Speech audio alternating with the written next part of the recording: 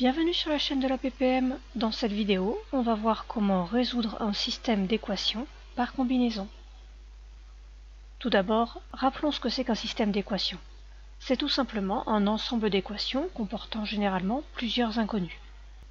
Résoudre ce système, cela signifie trouver les valeurs des inconnus qui vérifient simultanément l'ensemble des équations, c'est-à-dire ici des couples x, y. Par exemple, le couple -3, 7 est une solution de ce système, car quand on remplace x par -3 et y par 7, les deux équations sont vérifiées. En effet, 2 fois -3 plus 5 fois 7, ça fait -6 plus 35, ça fait bien 29. Et 4 fois -3 moins 3 fois 7, ça fait -12 moins 21, c'est-à-dire -33. Les deux équations sont donc vérifiées simultanément par les mêmes valeurs, x qui vaut -3 et y qui vaut 7. Oui, mais concrètement, quand on a un système, comment faire pour trouver les solutions? Eh bien, il y a deux méthodes habituelles. La première, c'est la méthode par substitution, qui est présentée dans une autre vidéo dont je vous mets le lien. Et dans cette vidéo, nous allons voir la méthode par combinaison. Regardons cela sur un exemple. Voici un système, 3x moins 2y égale 17 et 5x plus 3y égale 3. On veut trouver tous les couples xy qui permettent de vérifier ces deux équations simultanément. La méthode qu'on voit maintenant s'appelle la méthode par combinaison, car on va s'arranger pour combiner les deux équations que l'on a déjà pour en créer une nouvelle qui sera plus facile à résoudre. Pour cela, on va multiplier chaque équation par un réel bien choisi afin d'avoir une inconnue qui a des coefficients opposés dans les nouvelles équations. Par exemple, si je multiplie par 3 la première ligne et que je multiplie par 2 la deuxième ligne, j'obtiendrai dans la première ligne moins 6y, alors que j'obtiendrai dans la deuxième ligne plus 6y. On aura donc bien des coefficients opposés dans les deux nouvelles équations. L'idée est alors d'additionner ces deux équations pour en créer une nouvelle, et comme les coefficients de y seront opposés, dans le total, il y aura 0y, c'est-à-dire qu'il n'y aura plus que des x, et je saurai facilement la résoudre. Une fois que j'aurai trouvé x, je pourrai utiliser la valeur trouvée dans une des équations de départ pour trouver la valeur de y, et on conclura. Reprenons du début. Dans la première équation, je peux multiplier les deux membres par 3. J'obtiens alors 9x moins 6y est égal à 17 fois 3, c'est-à-dire 51. Et en multipliant la deuxième ligne par 2, on obtient 10x plus 6y est égal à 6.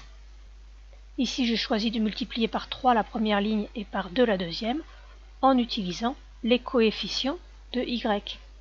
Mais j'aurais aussi tout à fait pu utiliser les coefficients de x pour choisir les nombres par lesquels multiplier. On obtient donc bien une inconnue, ici y, qui a des coefficients opposés dans les deux nouvelles équations. On passe à la deuxième étape, on remplace une de ces équations par la somme des deux précédentes. Par exemple, je vais remplacer la première ligne. La somme, c'est l'addition. Donc en x, j'aurai 9x plus 10x, soit 19x. Et en y, j'aurai moins 6y plus 6y, donc il n'y aura plus de y.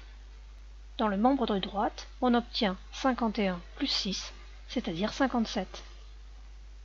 La deuxième ligne, je ne la change pas. J'en aurai besoin pour pouvoir trouver ensuite la valeur de y.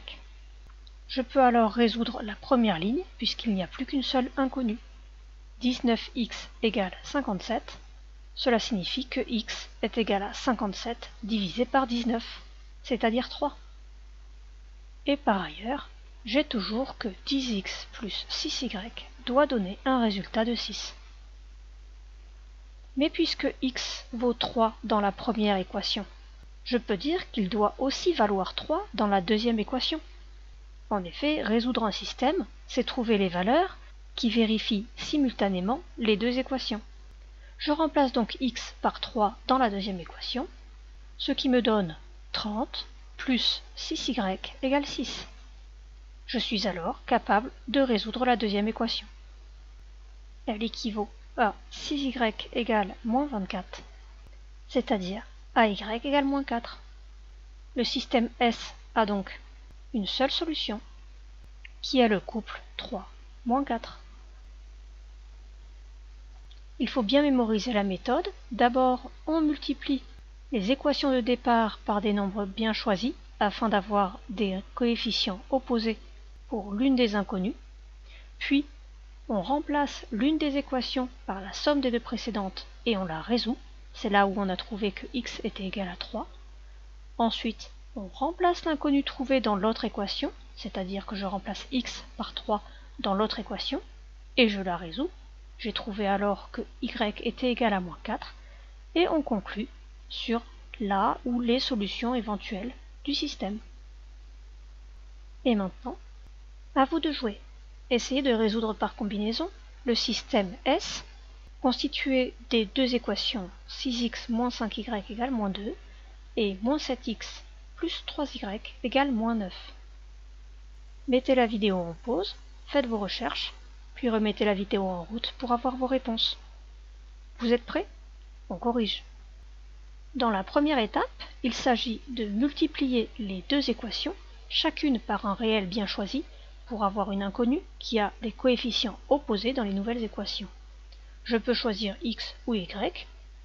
Par exemple, ici, si je veux utiliser y, je peux multiplier la première ligne par 3 et multiplier la deuxième ligne par 5. Cela me donnera comme coefficient pour y, moins 15 dans la première ligne et 15 dans la deuxième ligne. J'aurais bien réussi la première étape. Le système devient alors, en multipliant par 3 la première ligne, 18x moins 15y égale moins 6. Et dans la deuxième ligne, en multipliant par 5, moins 35x plus 15y égale moins 45. Je peux alors passer à la deuxième étape. Je remplace l'équation que je souhaite par la somme des deux équations que j'ai pour le moment. Je décide par exemple de garder la première ligne et de mettre la somme à la place de la deuxième ligne. En x, j'ai 18x moins 35x, c'est-à-dire moins 17x, et en y, j'ai moins 15y plus 15y, donc 0y, je ne l'écris pas. Dans le membre de droite, j'obtiens moins 6 moins 45, c'est-à-dire moins 51. Je peux alors résoudre cette nouvelle équation pour trouver l'inconnue restante, c'est-à-dire pour trouver le x de la deuxième équation. Pour le moment, je ne m'occupe pas de la première équation, j'y reviendrai plus tard, et je résous la deuxième équation. X est égal à moins 51 sur moins 17, c'est-à-dire 3. Mais puisque j'ai trouvé que x vaut 3 dans la deuxième équation, c'est que x vaut 3 aussi dans la première équation. On a alors que 18 fois 3 moins 15y est égal à moins 6, c'est-à-dire 54 moins 15y égale moins 6. Et je garde en mémoire que x est égal à 3.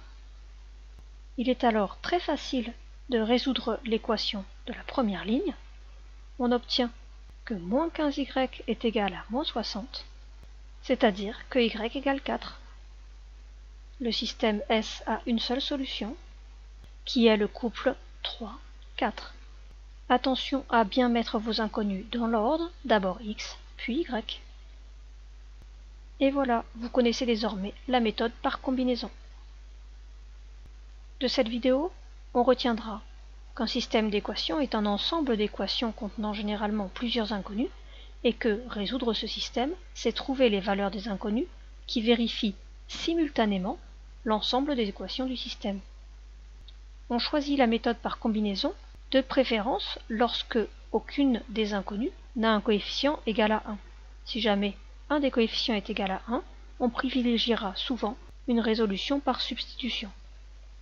Dans le cadre de la méthode par combinaison, on multiplie chaque équation par un réel bien choisi pour avoir une inconnue qui a des coefficients opposés dans les nouvelles équations. Puis on additionne ces deux équations, que l'on met à la place d'une des équations de départ, et c'est ainsi qu'on résout. Dans une prochaine vidéo, on verra en quoi ces résolutions d'équations peuvent être totalement reliées à des intersections de droite dans un plan repéré. En attendant, si cette vidéo vous a plu, vous pouvez mettre un pouce bleu, vous abonner et mettre un commentaire sous la vidéo. À bientôt sur la chaîne de la PPM.